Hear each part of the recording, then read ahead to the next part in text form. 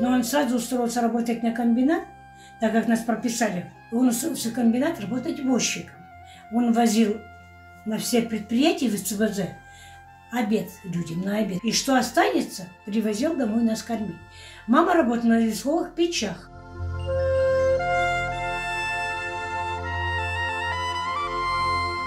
Шло следствие недолго. Судили его по 58 статье, так, за измену Родины. Там несколько их.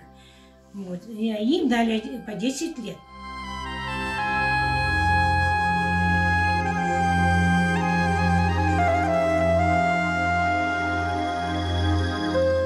Я поступила в педучилище и училась там. Закончила я хорошо, без троек. Меня направили в Челябинскую область, город Половинки, учить детей, которые находятся в колонии.